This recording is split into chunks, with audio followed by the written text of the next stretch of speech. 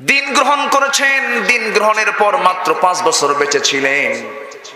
সেই 5 বছরে তিনি এমন গুণ অর্জন করলেন, আল্লাহর নৈকট্য হাসিল করলেন যে মৃত্যুর দিন তার মৃত্যুতে আমার আল্লাহর আরশ পর্যন্ত কেঁপে উঠেছিল।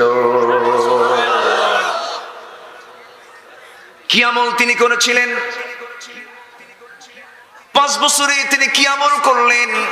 মাত্র 5 বছরের জীবন তিনি পেলেন ইসলামের।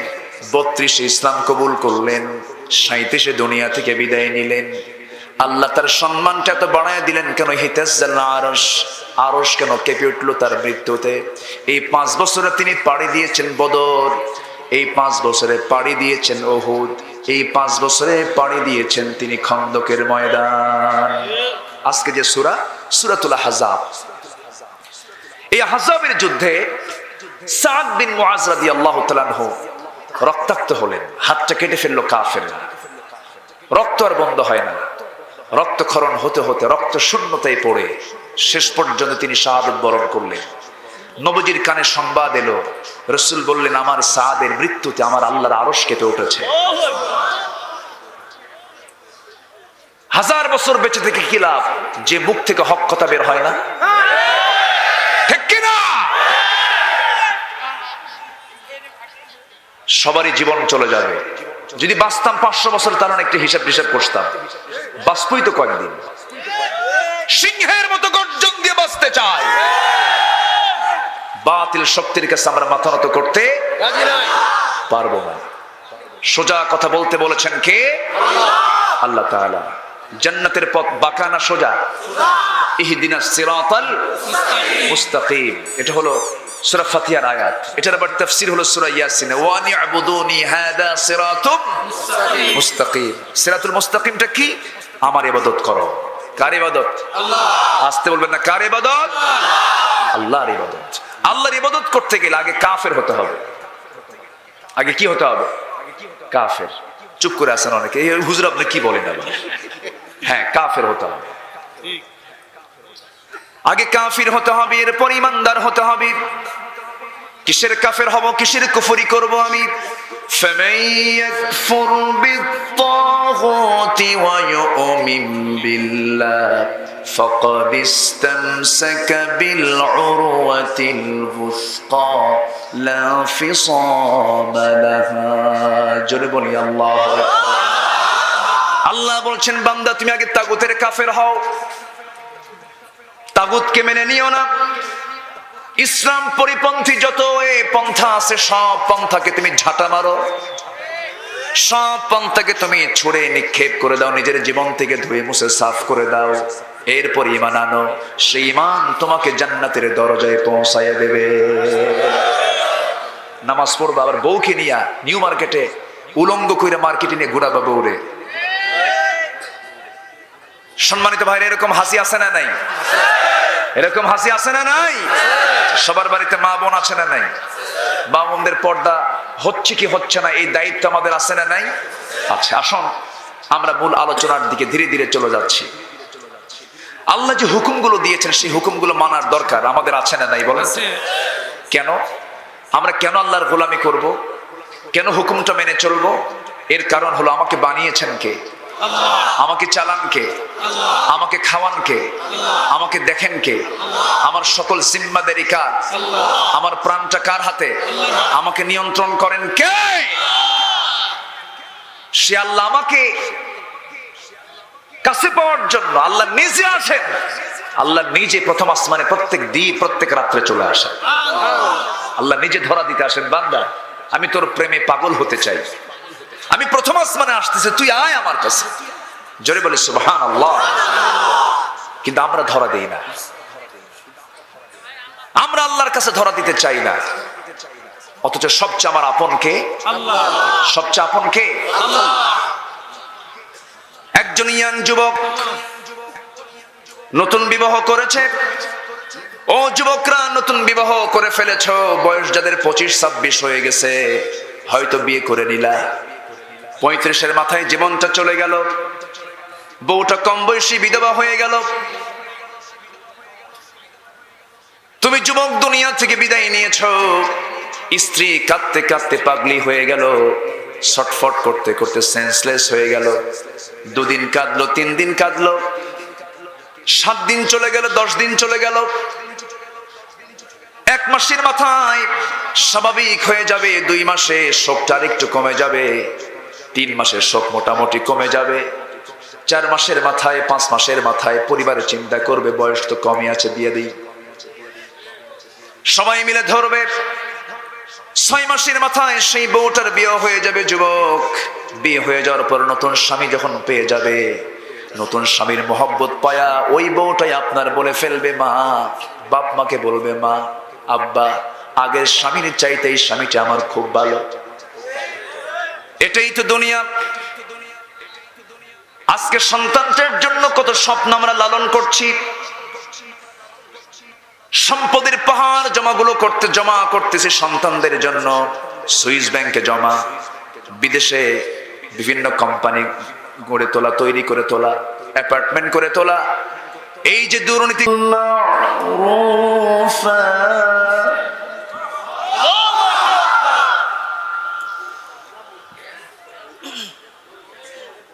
وقرن في بيوتكن ولا تبرجن تبرج الجاهلية الأولى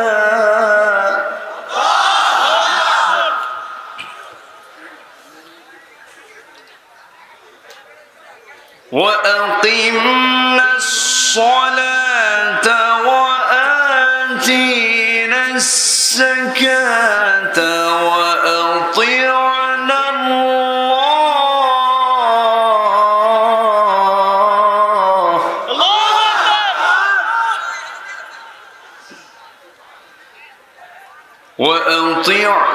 الله ورسوله إنما يريد الله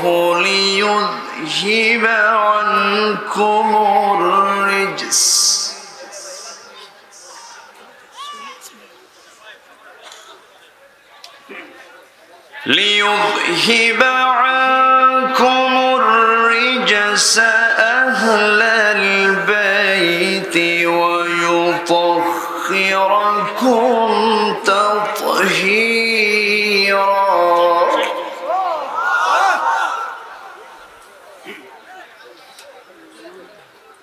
الله أكبر بسم الله الرحمن الرحيم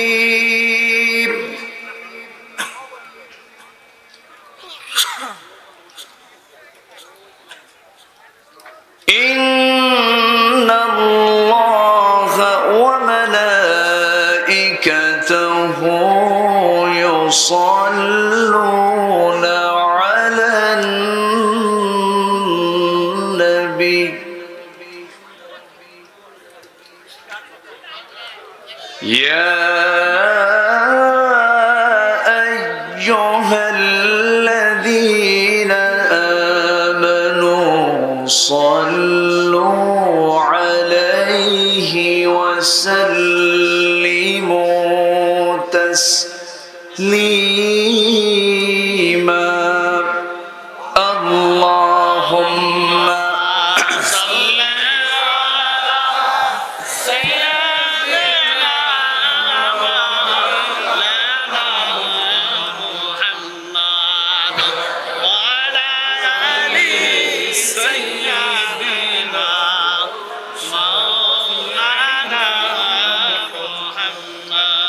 একটু মোহাব্বত দিয়ে নবীর প্রেমে মাতোয়ারা হয়ে জবান খুলে উচ্চ আওয়াজে সবাই বলুন আল্লাহুম্মা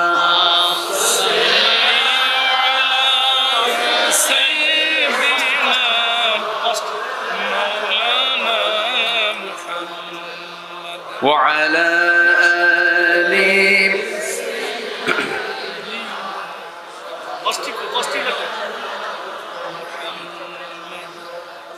শিবে আবু তালিব সে এক কারাগার, কাটলো সেথায় তোমার বহুদিন হলো পার।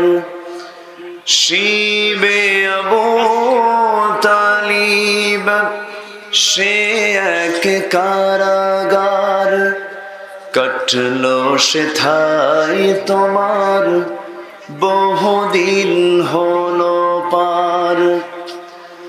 না খেয়ে না ঘুমে কত রাত কেঁদে কেঁদে দিন কায়েমের তরে ধৈর্য ধরে ধরে। হে রাসূল আল্লাহুম্মা সাল্লি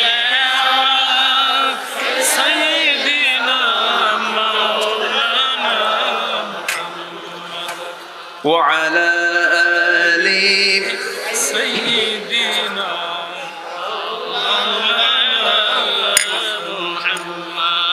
সবাই বলুন বালাগাল উলা বিকামালিহি কাশাফাত তুজা বিজামালিহি হাসুনাত জামিউ খিসালিহি।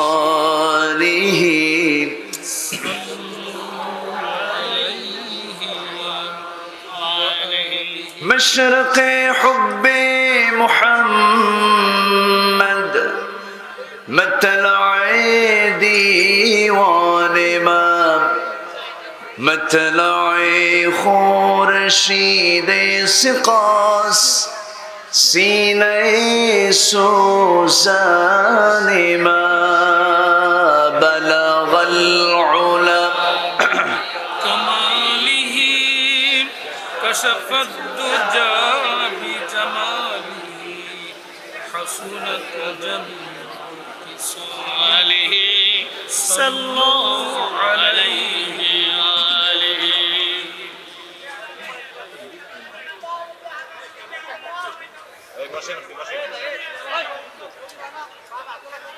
ফরিদপুর অঞ্চলের গোপালগঞ্জ জেলার মকসুদপুর উপজেলার Banshbaria Dakshinpara golden touch publications লিমিটেডের উদ্যোগে আয়োজিত চতুর্থ বার্ষিকী দুদিনব্যাপী বার্ষিক ওয়াজ মাহফিল 2021 মহৎ আয়োজনের সম্মানিত সুযোগ্য সভাপতি, আজকের প্রোগ্রামের বরেণ্য মেহমান বৃন্দ, বিশেষ করে আমার পূর্বে কথা বলেছেন নন্দিত আলেমে দ্বীন, আমার অত্যন্ত কাছের আমার প্রিয় ভাই মুহতারাম মাওলানা আব্দুল হাই মোহাম্মদ সাইফুল্লাহ, আজকের মাহফিলের বরেণ্য মেহমান বিশ্বনন্দিত আলেমে দ্বীন, আমার অত্যন্ত কাছের আমার ভ্রাতৃতুল্য, আমার প্রাণপ্রিয় ব্যক্তিত্ব নন্দিত মুফাসসির কোরআন মুহতারাম মাওলানা তারিক মুহাম্মদ মুনাওয়ার হুসাইন, উপস্থিত হযরত উলামায়ে কেরাম, ফদলায়ে ইজম, সুশীল সমাজ, জাতির শ্রেষ্ঠ সন্তান শিক্ষক মণ্ডলী, জাতির বিবেক সাংবাদিক বৃন্দ, প্রশাসনের দায়িত্ব নিয়োজিত কর্মকর্তা বৃন্দ, গোয়েন্দা সংস্থার সদস্যবৃন্দ, সামনে উপস্থিত দূরে ও কাছের বিভিন্ন স্থান থেকে ছুটে আসা কালেমার ঝান্ডাবাহী, তাওহীদের পতাকাবাহী, দ্বীন ইসলামের নরসারদুল বীর মুজাহিদ, প্রাণ প্রিয় সম্মানিত দ্বীনী ভাইরা, আড়ালে বসে আছেন শ্রদ্ধেয়া সম্মানিতা মা বোনেরা। আলোচনার সূচনায় আনুষ্ঠানিকতার মধ্য দিয়ে আমার পক্ষ থেকে আবারও দিল খোলা সালাম, আসসালামু আলাইকুম ওয়া রাহমাতুল্লাহি তাআলা ওয়া বারাকাতুহু। ওয়ালাইকুম আসসালাম ওয়া রাহমাতুল্লাহি ওয়া বারাকাতুহু। সবাই কেমন আছেন? আলহামদুলিল্লাহ। আমাকেও প্রশ্ন করলেন, আপনি ভালো, আমি কি খারাপ থাকবো? আল্লাহ পাক আমাকেও ভালো রেখেছেন। ভালো থাকার মতো শ্রেষ্ঠ নিয়ামত পৃথিবীতে দ্বিতীয়টা নাই। এই প্যান্ডেমিকে, এই প্রতিকূল পৃথিবী, যে সময় গোটা দুনিয়া জুড়ে যেগুলো মেগা সিটি, ইউরোপ আমেরিকার বহু দেশে এখনো লকডাউন চলছে, অনেক মেগা সিটি আজকে ভুতুরে নগরীতে রূপ নিয়েছে, সেই মুহূর্তে আমরা এখনো ভালো আছি। বলছি আলহামদুলিল্লাহ। সবাই চিৎকার মেরে বলছে আল্লাহুম্মা ইন্নী আসআলুকা আল হুদা ওয়াত তুকা ওয়াল আফাফা ওয়াল গিনা। সবাই বলি আল্লাহুম্মা লাকা আসলামতু ওয়া বিকা আমানতু ওয়া আলাইকা তাওয়াক্কালতু ওয়া ইলাইকা আনাবতু ওয়া বিকা খাসামতু। আমরা আল্লাহ তাআলার শুকর আদায় করে নিলাম। সম্মানিত হাজিরিন, একটু দেখতে কিছু ভাইয়ের প্রবলেম হচ্ছে, আমার চেহারাটা দেখা যাচ্ছে না, সামনে কিছু ক্যামেরা, সবই ঠিক, সামনে কিছু ক্যামেরা ঝুলানো আছে আমার দিকে। তারা এসেছেন এখানে, তারা এই ক্যামেরা দিয়ে গোটা পৃথিবীতে কোরআনের এই প্রচারটা ছড়িয়ে দেবার জন্য। তো এই আলোচনা শুধু আপনি শোনেন, এটা কি আপনি শোনেন, সমস্যা নেই। এই আলোচনা শুধু আপনার শোনার উপকার তো আছেই, যদি এই শোনাটা যদি পৃথিবীর বাংলা ভাষাভাষী সমস্ত মুসলমানের কাছে যদি চলে যায় কেমন হয়? ভালো হয়। তাহলে আপনারাই বলুন, ক্যামেরা কি থাকার দরকার আছে? দরকার আছে, থাকুক। থামেন। আমি আর সামনের এই ক্যামেরাওয়ালা মোবাইলওয়ালাকে লাইটটা, এখানে ফ্ল্যাশটা দেওয়া আছে, ফ্ল্যাশ হচ্ছে। আচ্ছা, তো এখন বিষয়টা হলো, যার হয়তো 10 থেকে 15 জন ভাইয়ের দেখতে একটু সমস্যা হচ্ছে সামনের দিকে, উচিত ছিল সামনে যে বাউন্ডারি দিয়েছে এখান থেকে আরো দূরে বসা, কিন্তু আপনারা ভিতরে চলে আসছেন। ঠিক আছে, সমস্যা নেই, এসেছেন, থামেন, এসেছেন, ভালো, আলহামদুলিল্লাহ। তো এখন বিষয়টা হলো যে আমি সবাইকে বলতে চাচ্ছি মেহেরবানি করে দিনের বৃহত্তর প্রচারের স্বার্থে আমাদের একটু কোরবানি করার দরকার আছে না নাই? বলেন আছে না নাই? এবং ক্যামেরাম্যানদেরকেও থাক এখানে, এটা হবে না এখানে। ক্যামেরাম্যানদেরকেও বলছি আমি, যারা ইউটিউবার, যারা আজকে রেকর্ড করতে এসেছেন, আমি আপনাদেরকে ওয়েলকাম জানাই। ভালো কথা, দয়া করে আলোচনা রেকর্ড করে আপনার ভিউয়ার্স বাড়ানোর স্বার্থে আজে বাজে কোনো হেডিং দিবেন না, থাম্বনেল দিবেন না। এতে বরঞ্চ মান সাতারা মুসলিমান এগুলো যদি করেন তাহলে আমি কি করব? বসেন, এখানে কিছু করা যাবে না।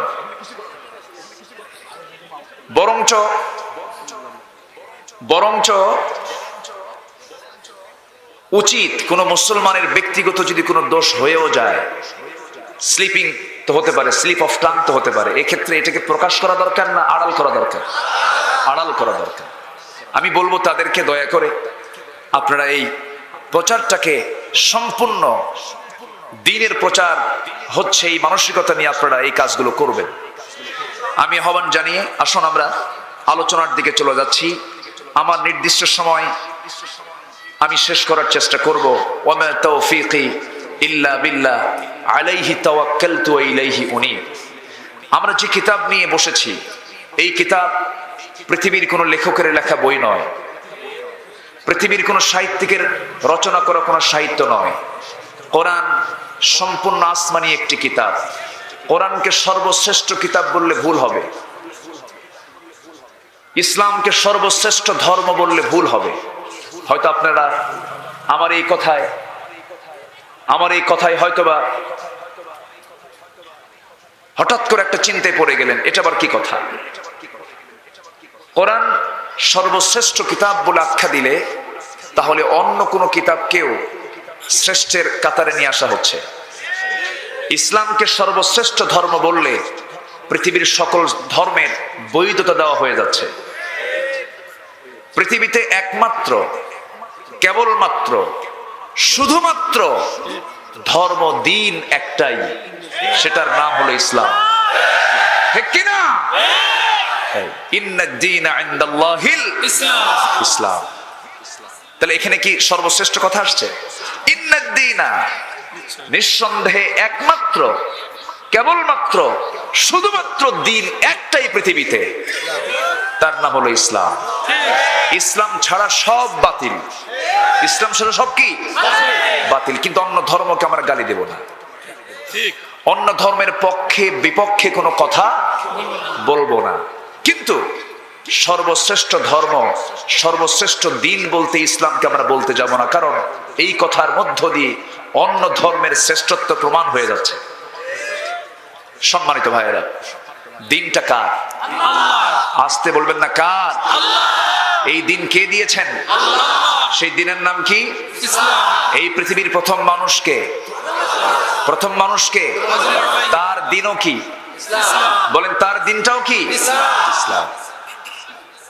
সব নবীর দিন ইসলাম, সব নবীর দাওয়াতি মিশনও এক অভিন্ন। সমস্ত আম্বিয়া কেরাম দাওয়াত দিয়েছেন। وَلَقَدْ بَعَثْنَا فِي كُلِّ أُمَّةٍ رَسُولًا أَنِ اعْبُدُوا اللَّهَ وَاجْتَنِبُوا الطَّاغُوتَ। প্রত্যেক পয়গম্বরকে আমি দুনিয়াতে পাঠিয়েছি, তাদের দাওয়াত ছিল একমাত্র, শুধু একটাই দাওয়াত, তোমরা ইবাদত করবে কার? গোলামি করবে কার? তাগুতকে পরিহার করে চলবে, তাগুতকে গ্রহণ করতে পারবে না। সমস্ত পয়গম্বরের দাওয়াতটা একরকমই ছিল, একই দিন ছিল, একই ইসলাম ছিল। কিন্তু কিতাব যদিও ভিন্ন ছিল। আজ থেকে 20 বছর আগে যারা মোবাইল ব্যবহার করেছি, সেই মোবাইল ছিল বাটনওয়ালা মোবাইল। সেই মোবাইলের যে কাজ, এই মোবাইলের সে একই কাজ, কিন্তু লেটেস্ট হয়ে এই অ্যান্ড্রয়েড সেটগুলো এসেছে। কিন্তু এটাতেও কথা বলি, ওটাতেও কথা বলেছি, মূল কিন্তু কাজ একই আছে। যুগের আবর্তনে এটাকে আপডেট করা হয়েছে, লেটেস্ট করা হয়েছে। আগের যত কিতাব আল্লাহ পাক পৃথিবীতে পাঠিয়েছিলেন, সমস্ত কিতাবের যে কথাগুলো, সমস্ত কিতাবের বক্তব্যগুলো এই কিতাবে দিয়ে আগের সমস্ত কিতাবকে রহিত করে দিয়েছেন কে? আসতে বলবেন না, কে? কিন্তু কিতাবের প্রতি বিশ্বাস আনার দরকার আছে না নাই? এটাও ইমানের কন্ডিশন, এটা ইমানের কন্ডিশন। আগের কিতাবকে আমি বিশ্বাস করব না, তা হবে না। তাওরাতটাও আল্লাহর, জাবুরটাও আল্লাহর, ইনজিলটাও আল্লাহর, কিন্তু ওগুলো চেঞ্জ হয়ে গেছে, পরিবর্তন হয়েছে। কিন্তু কোরআন এমন একটি কিতাব যা পৃথিবীর কোনো মানুষ কোনোদিন পরিবর্তন করতে পারবে না। কিয়ামত পর্যন্ত এটা ব্যালেন্স করেছেন কে? আল্লাহ তাআলা। সম্মানিত ভাইরা,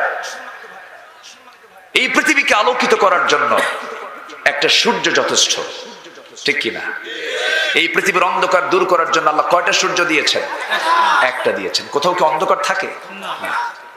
যখন সূর্য উদয় হয়ে যায়, সব অন্ধকার দূর হয়ে আলোকিত হয়ে যায়। গোটা পৃথিবীর অন্ধকারকে দূর করার জন্য যেমন একটা সূর্য এনাফ, গোটা পৃথিবীর অজ্ঞতা, বর্বরতা, সমস্ত জঘন্য নীচতা, সমস্ত নোংরামিগুলো বন্ধ করার জন্য দুটো কিতাব নয়, একটা কিতাব কোরআনই যথেষ্ট। একটা আইনের কিতাবই যথেষ্ট। কিন্তু পৃথিবীতে বহু আইন আছে না নাই? আসতে বলবেন না, আছে না নাই? আছে।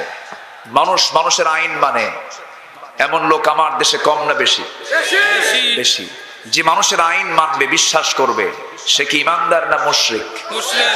এটা কি আমার ভাষায় না আল্লাহর ভাষায়? আল্লাহর ভাষা। বলেন কার ভাষা? আল্লাহর ভাষা। আল্লাহর ভাষা।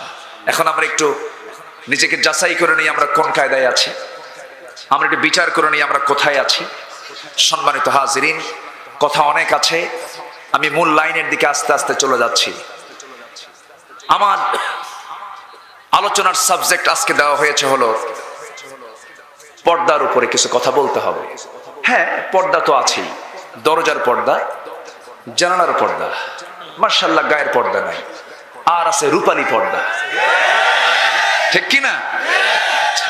এখন আমি যদি পর্দার উপরে কথা বলি, পর্দার বিষয়ে যদি আমি আলোচনা টানতে যাই, তাহলে বেশ্যাবৃত্তির যে লাইসেন্স আছে সেখানে গিয়ে ধাক্কা লাগার সম্ভাবনা আছে না নাই? আসতে বলবেন না, আছে না নাই? আছে। যে কথার ভিতরে হক নাই সে কথা কোনো কথাই না। এটা কার কথা? আল্লাহ। আল্লাহর কথা। আল্লাহ রাব্বুল আলামিন বলেন, ইয়া আইয়ুহাল্লাযীনা আমানু ইত্তাকুল্লাহা ওয়া কুলু কওলান সাদীদা ইউসলিহ লাকুম আ'মালাকুম ওয়া ইয়াগফির লাকুম যুনুবাকুম ومن يطع الله ورسوله فقد فاز فوزا عظيما জোরে বলুন আল্লাহু আকবার। ঈমানদারেরা, ঈমান যারা এনেছো তারা আল্লাহকে ভয় করো, আর যখন তোমরা কথা বলতে যাবে সোজা সাপটা কথা বলো। কার কথা? আজকে মুসলমান কথা বলতে ভয় পায় কেন? চাকরি চলে যাবে। আজকে মুসলমান কথা বলে না কেন? হামলা মামলা হবে। আজকে মুসলমান কথা বলে না কেন? নিজের পা পিচ্ছিল হয়ে যাবে, কর্দমাক্ত হয়ে যাবে, অনেক বেগ পেতে হবে। কিন্তু আমার বন্ধুগণ, জান্নাত পাওয়ার জন্য তো কুসুমাস্তীর্ণ পথ নয়, জান্নাত পেতে হলে পিচ্ছিল পথ পাড়ি দিয়ে সামনের মঞ্জিলে যেতে হবে, ঠিক কি না? আমার ভাইয়েরা, একটু কান লাগাই, মনোযোগ দিয়ে শোনার চেষ্টা করি। এই দুনিয়াতে বাঁচবো আর কয়দিন আমরা? এই দুনিয়া থেকে আমি আপনি বিদায় নেব।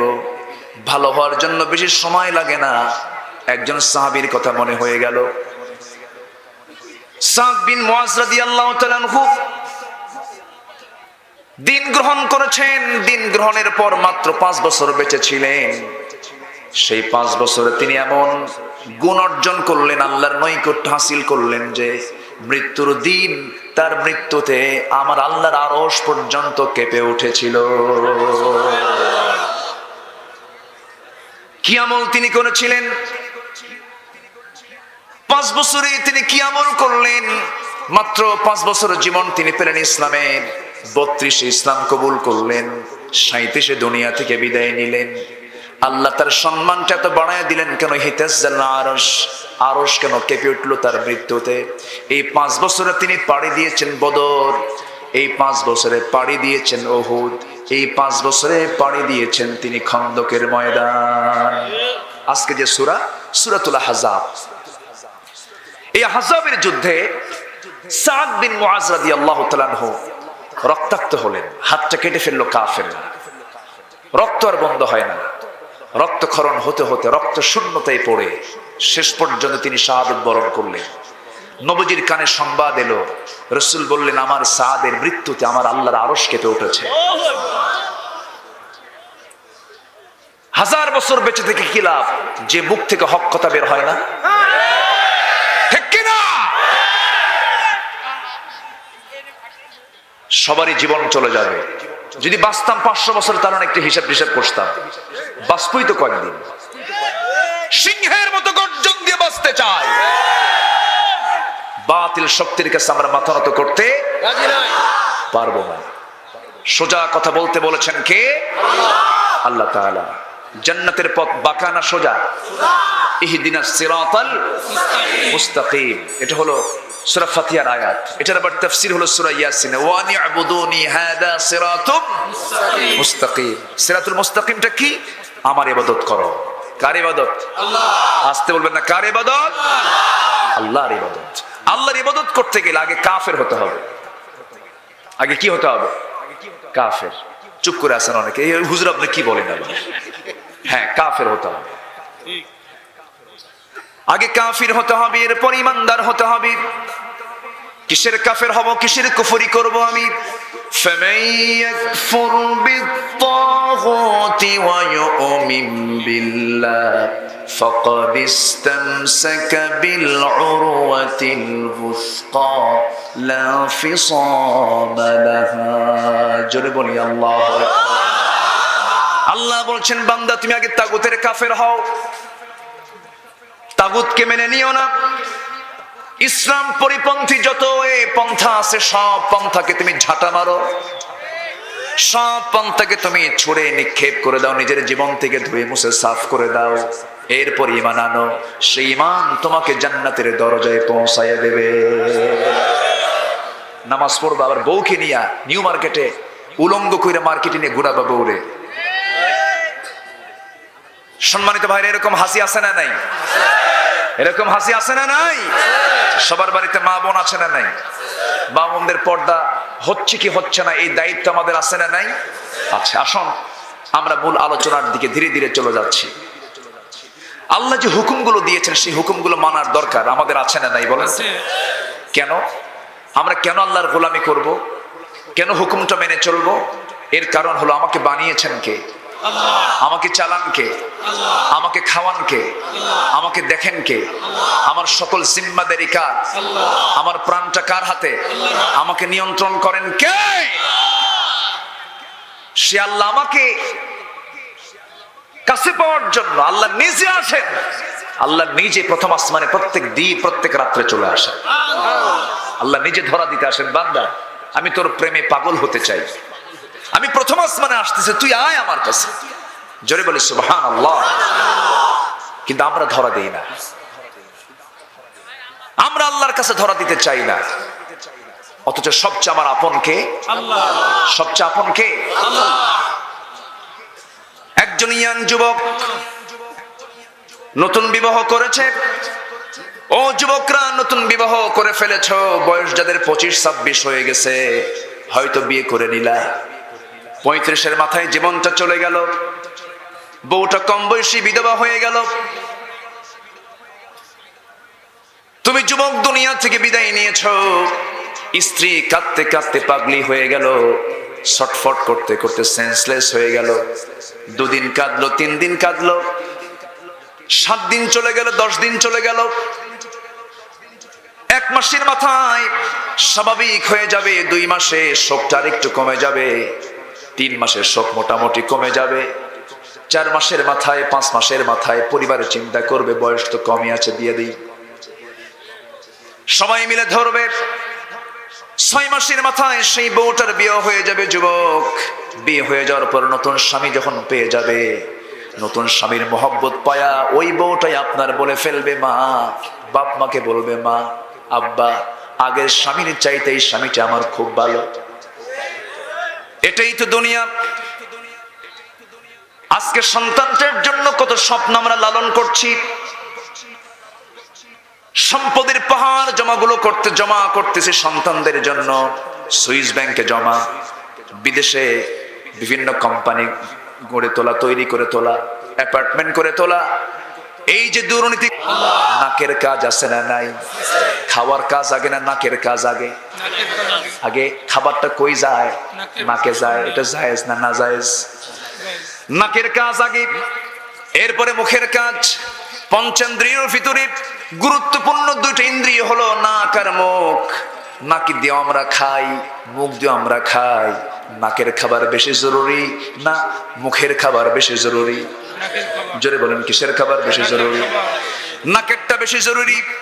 মুখেরটা আপনি 2 দিন না খেলেন, 2-3 দিন না যদি খাবারও পেয়ে থাকি বাঁচতে পারবো হয়তো বা, কিন্তু নাকের খাবারটা যদি 2 মিনিট 3 মিনিট বন্ধ থাকে, শেষ, ফুটুস। কেউ আমরা বাঁচবো না। অনেকে বলে আল্লাহ কেমন করে খাওয়ায়, আল্লাহ আমাকে কেমন করে বাঁচায়, আমি বাজার না করলে চাকরি না করলে তো খাবার পাবো না। সঙ্গে সঙ্গে 2 নাকের ছিদ্র ধরবেন বন্ধ কইরা, তাহলেই বুঝবে যে আল্লাহ কেমন করে খাওয়ায়। আল্লাহ কত বড় রহমান। আমার আল্লাহ প্রত্যেকটা বান্দার নাকের ডগায় খাবার 24 ঘন্টা রেখে দিয়েছেন।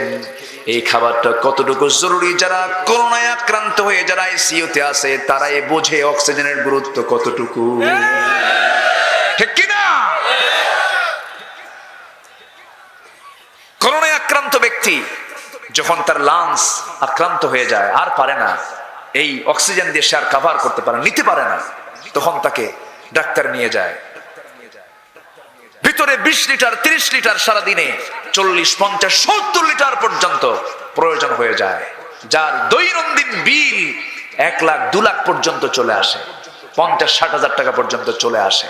আর আমার আল্লাহ সারা জীবন খাওয়ালেন, মার পেট থেকে আজ পর্যন্ত 1 টাকাও নিলেন না। একটু আস্তে কোন সুবহানাল্লাহ, একটু জোরে বলি সুবহানাল্লাহ। সে আল্লাহকে আমরা ভুলে থাকি। এই পৃথিবীর সকল সৃষ্টি আমার খাদেম, পৃথিবীর সকল সৃষ্টি আমার খাদেম, আর আমি আল্লাহর গোলাম। জোরে কোন সুবহানাল্লাহ। আমরা গোলামি করব কার? আর আমরা এমন সৃষ্টি, সকল সৃষ্টিকে আমার অনুগামী করা হয়েছে। হাতি বড় না মানুষ বড়? হ্যাঁ বলেন, হাতি বড় না মানুষ বড়? আবার কেউ হাতিও বড়। হ্যাঁ, সেন্স দুইটা, উত্তর দুইটাই রাইট। আমি কাউকে দুটোই পাস, 100-100, কোনো সমস্যা নেই। হাতিও বড় মানুষও বড়, 2 সেন্সে। আকারে হাতি বড়, সম্মানে মানুষ বড়। হাতি মানুষ চালায় না মানুষ হাতি চালায়? বলেন বলেন বলেন বলেন। তাহলে আকার হলেই হবে না, থাকতে হবে এমন কিছু যা আল্লাহ পাক মানুষকে দিয়েছেন, সেটা হলো মানুষকে দিয়েছেন আকল। আফালা তাকিলুন আফালা তুবসিরুন। আল্লাহ পাক মানুষকে দিয়েছেন আকল, জ্ঞান দিয়েছেন। এই জ্ঞান দেওয়ার কারণেই কোন প্রাণীর বিচার হবে না মানুষ ছাড়া, ঠিক কি না? মানুষের বিচার আছে না নাই? বিচার করবেন কে? আল্লাহ। মালিক ইয়াউমিদ্দিন, বিচার দিবসের মালিক কে? আল্লাহ বিচার করবেন। সেজন্য আল্লাহর বিচার যেহেতু হবেই, বিচারের মুখোমুখি হতেই হবে। আল্লাহ পাক কিছু নিষেধ করেছেন, কিছু আদেশ করেছেন কোরআনে, সব মানবো না? জোরে বলি ইনশাআল্লাহ। আমি তো সাবজেক্টের বাইরে যেতে পারছি না, আবার আসি লাইনের দিকে। নারীকে আল্লাহ পাক 5টা হুকুম দিয়েছেন। কয়টা হুকুম দিয়েছেন? আমি কি আলোচনা চালিয়ে যাব? সময় তো ঘন্টা ফুরে যাচ্ছে। হ্যাঁ, চালাবো? জোরে বলি ইনশাআল্লাহ। আর জোরে বলি ইনশাআল্লাহ। সম্মানিত ভাইয়েরা, নারীকে বলা হচ্ছে তোমরা নিক্কণ সুরে কোনো কথা বলো না, কথা বলো ন্যায়সঙ্গত কথা। কার কথা? আল্লাহর কথা টানবে। এরপর আল্লাহ রাব্বুল আলামিন বলছেন, শোনো, নাম্বার 2 হুকুম হলো وقرن في بيوتكن ولا تبرجن تبرج الجاهلية الأولى। তোমরা তোমাদের বাড়িতে অবস্থান করো, প্রয়োজনে বাইরে বের হবে, সমস্যা নেই, তবে জাহেলি যুগের নারীর মতো তোমরা উদ্ভ্রান্তের মতো উচ্ছৃঙ্খল হয়ে বাইরে বের হয়েও না।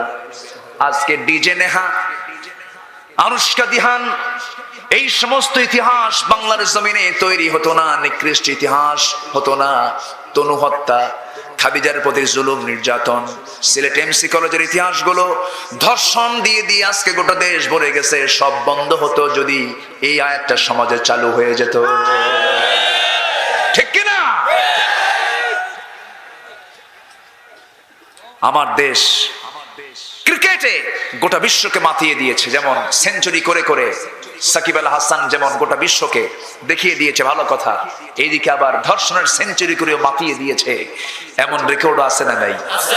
আছে না নাই? আছে।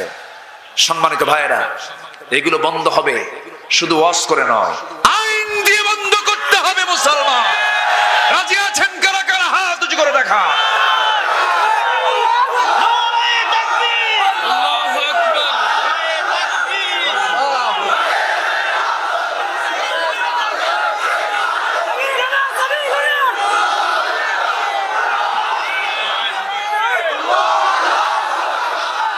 আল্লাহ সবার হাতকে কবুল করুন, জোরে বলি আমিন, আরো জোরে আমিন।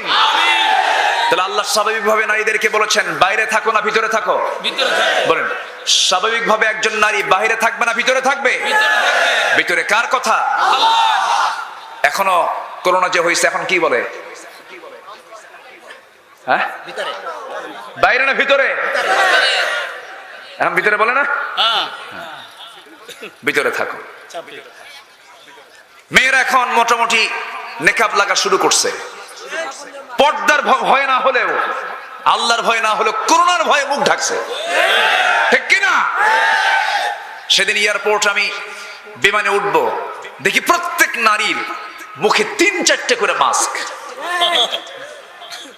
আগে আমরা ওয়াজ করলে বলতো হুজুর আমাদের অক্সিজেন বন্ধ করে মেরে ফেলবে, এখন তো আর বন্ধ হয় না, 4-5টা একসঙ্গে লাগায় রাখে, মুখে মাস্ক কিন্তু গায়ে কাপড় নাই।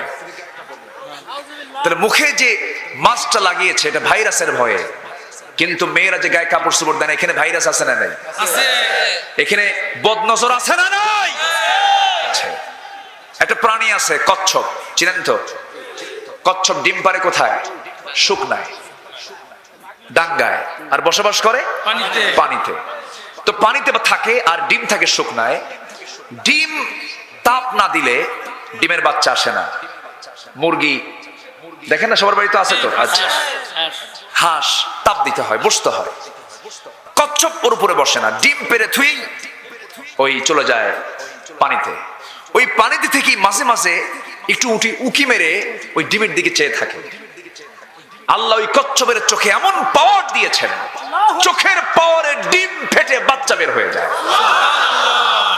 কচ্ছপের চোখের পাওয়ারে যদি ডিম ফেটে বাচ্চা বের হতে পারে, একটা পরপুরুষ পরনারীর দিকে যদি তাকায় থাকে কয়েক ঘন্টা, তাহলে এই নজরটাকে ছোট নজর না আরো সিরিয়াস নজর? এর মধ্যে ভাইরাস আছে না নাই? কি কষ্ট হচ্ছে আপনাদের? সাবজেক্ট তো পর্দা, বোঝেন? ঘুরে ফিরে তো ওই দিকে আসতেছি। সম্মানিত ভাইয়েরা, সম্মানিত বন্ধুগণ, আমরা চোখটা ঠিক রাখবো। জোরে বলি ইনশাআল্লাহ, আর জোরে বলি ইনশাআল্লাহ। আমার ভাইয়েরা, অফার আসবে অনেক। লাইলি, সুইটি, বিউটি, শম্পা, চম্পা, বহু নারী প্রস্তাব দেবে, বহু কথা বলবে। যুবক, তোমাকে কন্ট্রোল করে ইবাদত করে যেতে হবে কার? আমার মা। আপনার পোশাকটা আপনি সুন্দর করবেন, বাইরে যখন বের হবেন সুন্দর পোশাক পরে বের হবেন, শালীনপূর্ণ পোশাক পরে বের হবেন, ঢিলে ঢালা পোশাক পরে বের হবেন, বুকে একটা প্রশস্ত চওড়া ওড়না দিয়ে দিবেন, নিতম্বরের সাইডটাও ঢেকে ফেলবেন, মাথাটাও ঢেকে ফেলবেন, ওড়নাটা জড়িয়ে দিয়ে মুখটা আপনি ঢেকে ফেলবেন, আপাদ মস্তক আপনাকে ঢেকে বাইরে বের হতে হবে। এটা কার বিধান? মুখটা থাকে ঝিনুকের পেটে, ঝিনুক থাকে সাগরের তলে। যত দামি দামি জিনিস সব দেখবেন পর্দার ভিতরে। এই পৃথিবীতে যত দামি জিনিস আছে সবচেয়ে দামি আল্লাহর কাছে হলো নারী জাতি। আল্লাহ সেই জন্য নারীকে বলছেন তোমার একটু ঢেকে চলো, সমাজটা সুন্দর হয়ে যাবে, নোংরামি বন্ধ হবে, পাপ কাজ বন্ধ হয়ে যাবে। যদি পাপ করো, পাপ তোমাকে ঘেরাও করে ফেলবে। ইন তাজতানিবু কাবাইরা মা তুনহাউনা আনহু নুকাফির আনকুম সাইয়্যাতিকুম ওয়া নুদখিলকুম মুদখালান কারীমা। পাপ যদি করো, পাপ তোমাকে ঘেরাও করে ফেলবে, পাপ তোমাকে রেহাই দেবে না। যে বিড়ি খায়, বিড়ির চিহ্ন তার চেহারায় আছে না নাই? যে মদ খায়, তার মদের চিহ্ন চোখে আছে না নাই?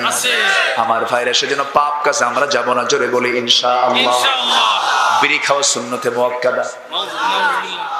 আমার দেশের 4 অঞ্চলে বিড়ি চলে, 4 অঞ্চলে 4 ফতুয়া চলে। বিড়ি খাওয়া রাজশাহী অঞ্চলের জন্য হলো মাকরুহ, সিলেটে হলো মুবাহ,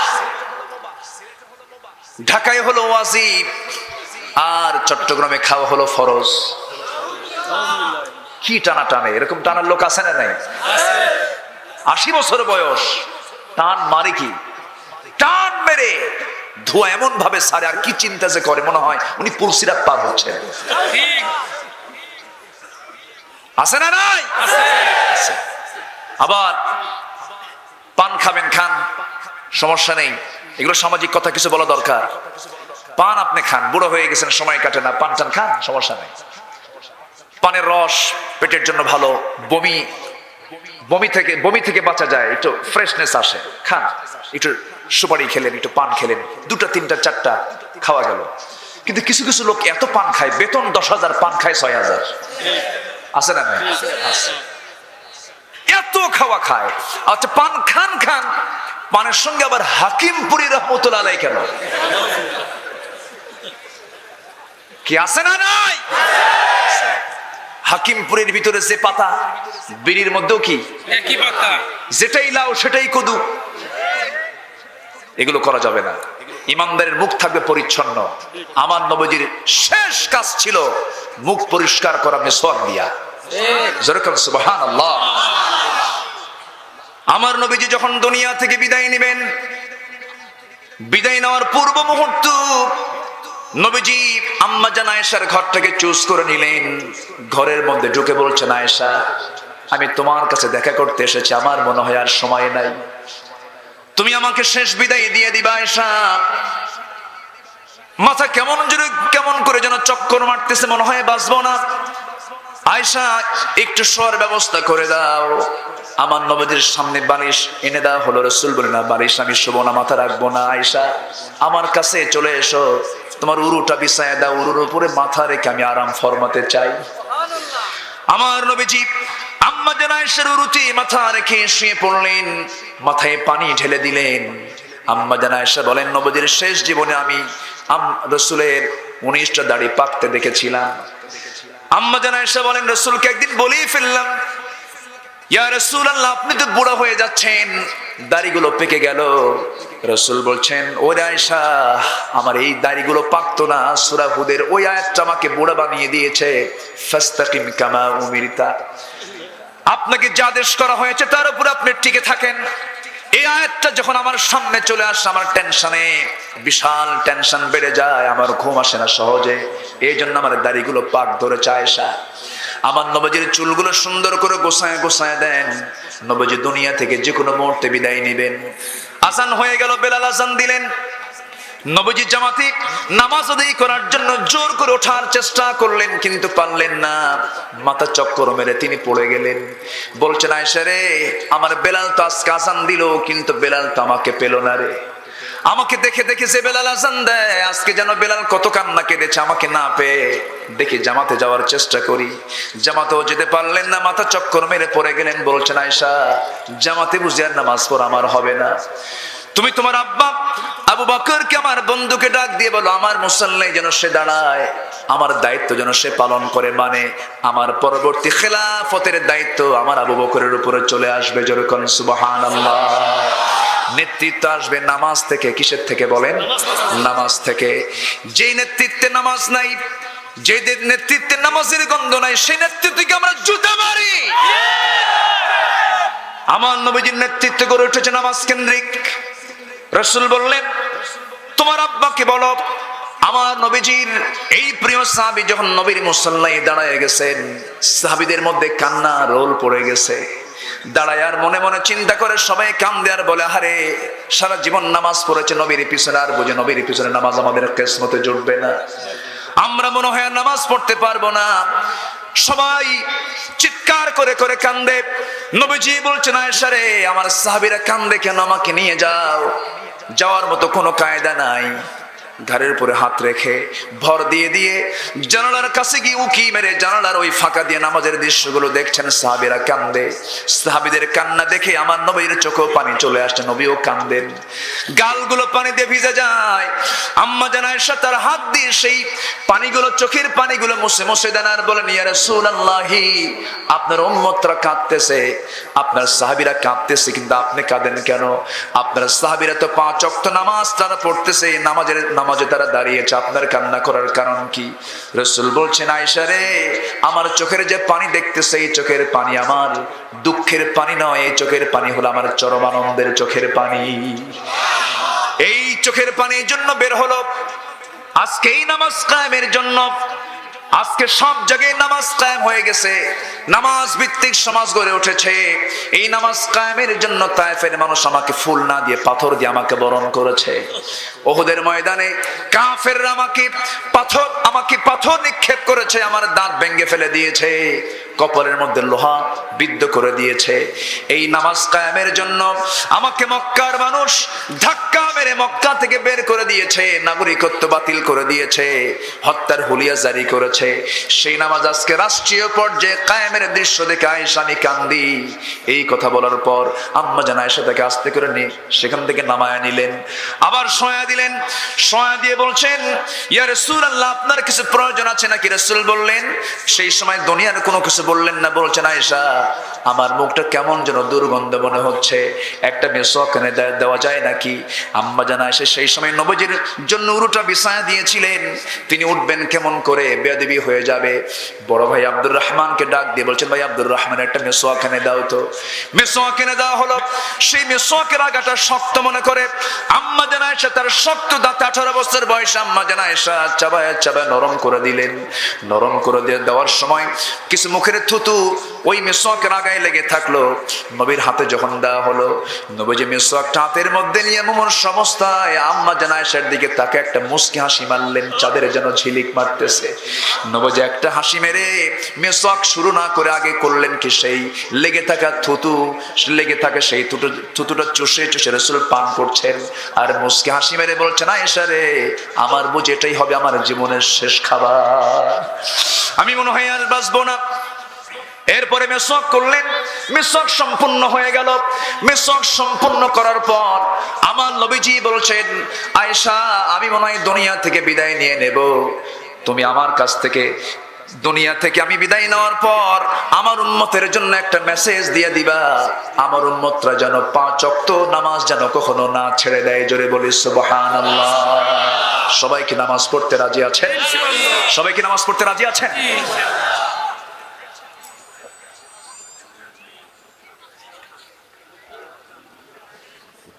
আচ্ছা আচ্ছা আচ্ছা আচ্ছা আচ্ছা, ঠিক আছে, জি ইনশাআল্লাহ। আচ্ছা, সম্মানিত ভাইয়েরা, আমি কি শেষ করে দেব? না, উনি কিন্তু শেষ করতে বলেননি, মাশাআল্লাহ, আমাকে টাইম আরো এক্সটেন্ড করে দিয়েছেন। কারো কোনো আপত্তি আছে? সবাইকে শুনতে রাজি আছেন? এই মাহফিল এই গোপালগঞ্জের সবচেয়ে বড় একটি মাহফিল। এই মাহফিল ছিল, আছে, থাকবে। জোরে বলি ইনশাআল্লাহ। আমরা প্রশাসনকে ধন্যবাদ জানাচ্ছি। প্রশাসন, এই দেশের গভর্নমেন্ট অনেকে ভুল বুঝেন, মাহফিল নিয়ে কোনো প্রজ্ঞাপন জারি করেনি, কিন্তু মাহফিলের ভিতরে কিছু বেহুদা কথা বলার মতো কিছু লোক আছে না নাই? আছে না নাই? আছে। গভর্নমেন্ট মাহফিলের ব্যাপারে তাদের ইতিবাচক চিন্তায় আছে, তার বড় প্রমাণ হলো আজকের এই মাহফিল। বলি আলহামদুলিল্লাহ, আলহামদুলিল্লাহ, জোরে বলি আলহামদুলিল্লাহ, আলহামদুলিল্লাহ। এই মাহফিলকে বাস্তবায়নের পেছনে গোপালগঞ্জের এসপি থেকে শুরু করে স্থানীয় প্রশাসন, ওসি মহোদয়, তারা অনেক আন্তরিকতা নিয়ে এই মাহফিলটার পিছনে তারা অনুমোদন থেকে শুরু করে সহযোগিতা থেকে শুরু করে সবকিছু তারা আঞ্জাম দিয়েছেন। আল্লাহ তুমি প্রশাসনকে কবুল করে দাও, জোরে বলি আল্লাহুম্মা আমিন। এবং আমি এই কথাও বলতে চাই, এই মাহফিল নিয়ে মাঝে মাঝে একটু যে গোটা দেশের বিভিন্ন জায়গায় একটু বিতর্কিত অবস্থা মাঝে মাঝে দেখতে পাই, এটা স্থানীয় কিছু উগ্র বেয়াদব কিছু নেতৃত্বের কারণে। সম্প্রতি পরশুদিন কুমিল্লার একটা প্রোগ্রামে লাকসামে আমার স্নেহধন্য হাসিবুর রহমান আজকে দুপুরে আমাকে ফোন দিয়েছিলেন তিনি। আমি তাকে বললাম কি হয়েছে, ব্যাপারটা কি? আমাকে বলে, হুজুর, আমি আলোচনা চলাকালীন অবস্থায় সে এসে আমার মাইকটা টান মেরে সরাইয়া দিল এবং অশ্রাব্য ভাষা, এবং সে নিজে বলেছে আমি গুন্ডা, আমি মাস্তান, যারা এই মাহফিলের আয়োজন করেছে আমি তাদের ঘর বাড়ি জ্বালায় দেব, সেই জায়গায় সবজি চাষ করব। এটা মানসিক ভারসাম্যপূর্ণ কোন মানুষের বক্তব্য হতে পারে না। অবশ্যই সে কয়েক বোতল খাইছে, ঠিক কিনা? এই জন্যই বোতল হারাম করেছেন কে? বোতলটা হারাম করেছেন কে? সে যদি মানসিক ভারসাম্য হারায় ফেলে সেটা ভিন্ন কথা। তবে তুমি যে বেয়াদবি করেছো এই বেয়াদবির জবাব আল্লাহ তোমাকে দেবেন, ঠিক কিনা? মাননীয় স্বরাষ্ট্রমন্ত্রী, আমি আজ পর্যন্ত স্বরাষ্ট্রমন্ত্রীর মুখ থেকে একটা অযাচিত নেগেটিভ একটা কথা আলেমদের বিরুদ্ধে আমি পাই নাই।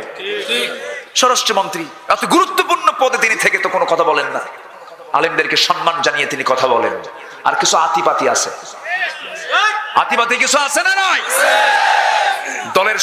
দলের সুনামকে তারা নষ্ট করে দেয়, দেশের সুনামকে তারা নষ্ট করে দেয়, এই দেশকে কলঙ্কিত করতে চায় তারা, আছে না নয়? তারা শুধু আলেমদের সঙ্গেই না, প্রশাসনের সঙ্গে বেয়াদবি করে, থানার মধ্যে ঢুকে ওসি সাহেবকে গালিগালাজ দেয়। এরকম বেয়াদব অসভ্য আছে না নাই? এরা সব জায়গায়, যারা বেয়াদব তারা সব জায়গায় বেয়াদব, আছে না? আছে। কয় হাত ভাঙ্গো, আবার আরেকজন কয় ঘাড় মটকায় দাও, আছে না নাই? হাত ভাঙবে চোরের, হাত কাটবে চোরের। চুরি তো তারাই করে যারা চেয়ারে বসে থাকে, আছে না নাই? আমরা কি চেয়ার পাইছি? আমরা ক্ষমতা পাইছি? তো আমাদের হাত ভাঙবেন কেন? এগুলো বোঝে না। আল্লাহ তুমি এদেরকে বুঝ দিয়ে দাও। জোরে বলি আমিন, আরো জোরে আমিন। প্রশাসন এই মাহফিলটার পেছনে তারা সম্পূর্ণ 100% সমর্থন দিয়েছেন। দেশের কোন মানুষ কি সুদ চায়, ঘুষ চায়, চুরি চায়, ডাকাতি চায়, জেনা চায়, ধর্ষণ চায়, অসামাজিক কাজ চায়? কোন প্রশাসনে কি এগুলো চায়? তাহলে আমাদের ওয়াজ তো ঠিকই আছে, আমাদের ওয়াজের দরকার আছে না নাই? আছে। আসুন আবার লাইনে আসি। কোনো কষ্ট হচ্ছে? মেয়েদের জন্য কয়টা কাজ? আমরা আসি বসে কারা? কোন আজকে আমার কি উল্টা একটা ওয়াজ দিছে? কই আমার রবিউল ভাই আছেন তো? বলি আলহামদুলিল্লাহ, আলহামদুলিল্লাহ, জোরে বলি আলহামদুলিল্লাহ। সম্মানিত ভাইয়েরা, হ্যাঁ সাবজেক্ট আরেকটা দিছে আমাকে, হামেন আসতেছে। সব সাবজেক্ট আজকে আমারই দিয়ে দেন, যা আছে কপালে দেখা হবে সকালে, সকাল পর্যন্ত। হিয়া হাত্তা মাতলাইল ফজর, সবাই থাকেন, আমি চলে যাব। খুব ভালো আপনারা। আল্লাহ পাক বলছেন তোমরা জাহেলি যুগের নারীর মতো উদ্ভ্রান্ত হয়ে ডেকোরেট হয়ে বাইরে বের হয়েও না। এটা কার কথা? আল্লাহর কথা। এমন হাজি আমার দেশে আছে না নেই বলেন তো? বউকে সুন্দর করে সাজায় গোজায় মার্কেটে নিয়ে ঘরে আবার বলে আমার মিসেস, আছে না নাই? এগুলো করা যাবে না। বউকে আপনি ডিসপ্লে করবেন কেন? বউ তো ভিতরের ব্যাপার। বউকে আপনি দেখেন, সবাই মিলে দেখবেন কেন? আল্লাহ এগুলোকে মানা করে দিয়েছেন। আল্লাহ বোঝার তৌফিক দান করুন। আল্লাহ রাব্বুল আলামিন নাম্বার 3 হুকুম করছেন ওয়াকারনা ফি বুয়ুতিকুন্না ওয়ালা তাবাররাজনা তাবাররুজাল জাহিলিয়াতিল উলা ওয়াকিমনাস সালাতা ওয়াআতিনাস যাকাত وأطعنا الله ورسوله। আল্লাহ রাব্বুল আলামিন নাম্বার 3 হুকুম করছেন নারী সমাজকে তোমরা নামাজ কায়েম করো। মেয়েদের এই দায়িত্ব আছে না নাই? আল্লাহ অন্য জায়গায় আরো সুন্দর করে বলছেন সূরা তাওবার 71 নম্বর আয়াতে বলছেন ওয়াল মুমিনুনা ওয়াল মুমিনাতু বা'দুহুম আউলিয়াউ বা'দ يأمرون بالمعروف وينهون عن المنكر। জোরে বলি আল্লাহু আকবার। মুমিন পুরুষ এবং মুমিনা নারী তারা পরস্পরের তার অন্তরঙ্গ বন্ধু। কিন্তু আজকে মুসলমানের মধ্যে কি আন্তরিক মহাব্বত আছে নাকি? আসতে বলবেন না আছে নাকি? ওই মহাব্বত আজকে হুজুরি তো মহাব্বত নাই। আমাদেরও সমস্যা আছে না নাই? আছে। টুপি দেখে সালাম দেয়, ঠিক না? টুপির সঙ্গে টুপি মিললে সালাম দেয় না, মিললে সালাম দেয় না। পাস করলে লম্বাকে সালাম দেয় না, আবার লম্বা পাস করলে দেখে ভাবে এটা ওই গ্রুপ, ওটা ওয়াহাবি গ্রুপ, ওটা কি সুন্নি গ্রুপ, ওটা গরম, ওটা ঠান্ডা। বিভিন্ন ভাবে আজকে মুসলমানকে ছত্রভঙ্গ করার পেছনে ইহুদি খ্রিস্টান চক্র আছে না নাই? আসতে বলবেন না, আছে না নাই? আমাদের পরিচয় তো ওয়াহাবি, আমাদের পরিচয় তো কোনো চর্ম নাই, আমাদের পরিচয় নির্দিষ্ট করে কোন আহলে হাদিস, হানাফি, মুহাম্মাদি এগুলো কোনো পরিচয় মূলত নয়।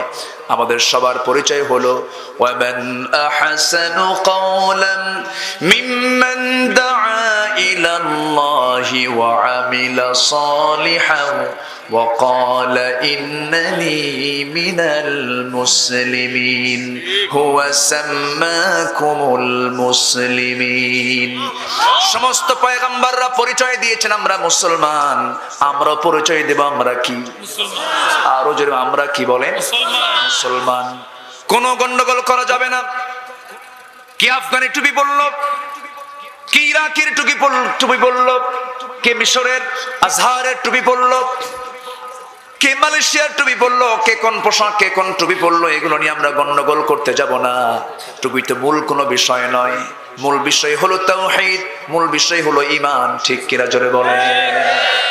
গন্ডগোল আমরা করতে যাব না, ফতুয়া নিয়ে বিতর্ক করব না, ঠুনকো ঠুনকো বিষয়কে আমরা এড়িয়ে যাব।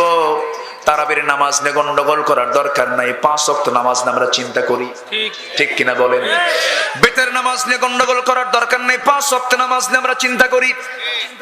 রসুল নূর না মাটি, এগুলো নিয়ে গন্ডগোল করে করে আমরা বহু ক্ষয়ক্ষতি করে ফেলেছি, বহু সমস্যায় আমরা জর্জরিত হয়েছি। দেখেন, একই বিষয়ে দুই ফতুয়া মানলে সাধারণ মানুষটা যাবে কোথায়?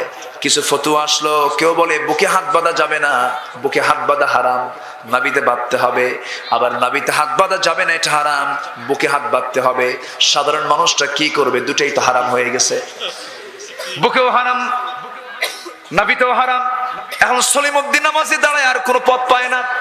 আল্লাহু আকবার বলে হাত রাখার জায়গা নাই, বুকেও জায়গা নাই, নাভিতেও জায়গা নাই। আল্লাহু আকবার কপালে, কোন জায়গায় নিছে?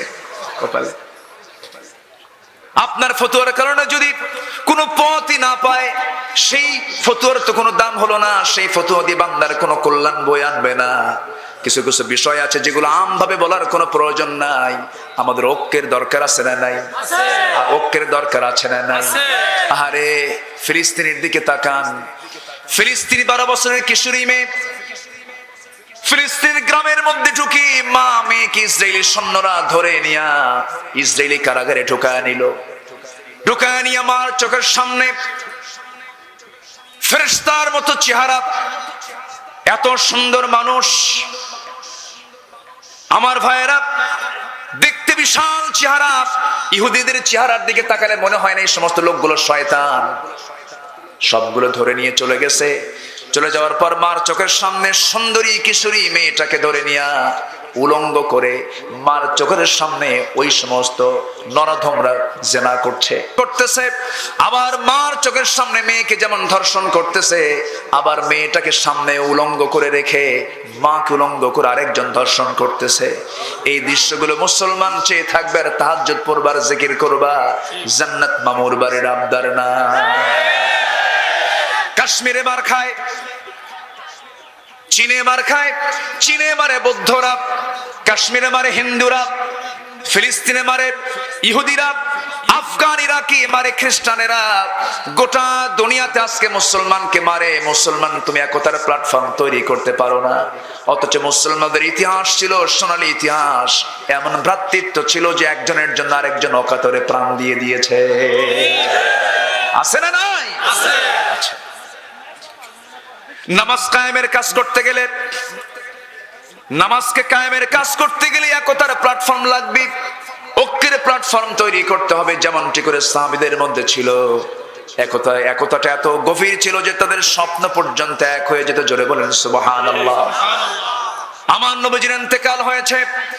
ইন্তেকালের কয়েক বছর পর হযরত ওমর ফারুকের শাসন আমলে হঠাৎ এক রাত্রে আমার নবীজি আলীর ঘরে চলে আসলেন। স্বপ্নের মধ্যে আলী দেখেন, স্বপ্নের মধ্যে তিনি দেখেন তার ঘরের সামনে নবীজি হাজির হয়ে গেছেন। আমার নবীজি হযরত আলীর শিয়রে গিয়ে বসলেন। স্বপ্নে হযরত আলী দেখতে পেলেন নবীজি তার শিয়রে বসে বলছেন, আলী দীর্ঘদিন যাবত তোমার সঙ্গে সাক্ষাৎ নাই, আজকে সাক্ষাৎ করতে আসছি। আলী মুখটা ফাঁকা করো। মুখটা ফাঁকা করলেন। ব্যাগের ভিতর থেকে একটা খেজুর নবীজি হাতের মধ্যে নিলেন। 3 আঙ্গুলে সেই খেজুরটা নিয়ে বিসমিল্লাহ বলে আলীর মুখে তুলে দিয়ে বললেন, আলী তোমাকে খেজুর খাওয়াতে এসেছি, খেজুরটা তুমি খাও। খেজুর তিনি খাওয়া শুরু করলেন। স্বপ্নের মধ্যেই অর্ধেক খেতেই ঘুমটা তার ভেঙে গেল, স্বপ্ন তার ভেঙে গেল। ঘুম থেকে জাগা পেয়ে দেখেন খেজুরটা তিনি মুখের মধ্যে নিয়ে আছেন। তার জিহ্বার ভিতরে তাজা খেজুরের স্বাদ ফুটে উঠেছে। নবীকে যে দেখে এতে কি সে কি মিথ্যা দেখে নাকি? সবাইকে রাসূলকে দেখতে চান নাকি? সবাইকে দেখতে চান? তাহলে দল করব দুনিয়ার মানুষের না নবীর দল? আমরা নেতা মানবো অন্যকে না রাসূলকে? আমার নেতাকে মুহাম্মদ সাল্লাল্লাহু, আমার নেতা তোমার নেতা, আমার নেতা তোমার নেতা থাকবে সবার। কিন্তু আজকে আমার দেশে নেতা বেশি না কর্মী বেশি? বলেন বলেন। কেউ কি বলে আমি ওয়ার্কার, সবাই বলে আমি লিডার, ঠিক কিনা? সব লিডার। আমার দেশে মুরিদ বেশি না পীর বেশি? আমার দেশে যত পীরের সংখ্যা, গোটা পৃথিবীর 215টি দেশের মধ্যে এমন কিছু দেশ আছে সেই দেশের নাগরিক এত না। এত পীর আমার দেশে। বদনাশা, তেনাশা, গাদাশা, ঘোড়াশা, কুত্তাশা আছে না নাই? তেলসা, ডালসা আছে না নাই? এত পীর আমার দেশে। পীরকে আমি গালি দেই না কখনো। হক্কানে পীর যদি হয় সম্মান কেন করব না? অবশ্যই সম্মান জানাবো পীরকে, পীর সাহেবদেরকে অবশ্যই সম্মান দিয়েই কথা বলি। কিন্তু আমার দেশে এমনও পীর আছে যে পীরের মুরিদ হলে নামাজই লাগে না। আছে না নাই বলেন? আছে না? আছে। খাজা দিল কর তাজা, ইসমে জালাল, গাজার কলকি খাওয়া হালাল। আছে না নাই? এত গাজা খায় দরবারে, ওই দরবারের মশা পর্যন্ত বদদোয়া দেয়। এত গাজা মানুষ খায়। আছে না নাই? এই সমস্ত দুষ্টামিগুলো আছে না নাই? আছে। এগুলো করা যাবে না। মানিকগঞ্জে একটা মাহফিল ছিল আমার।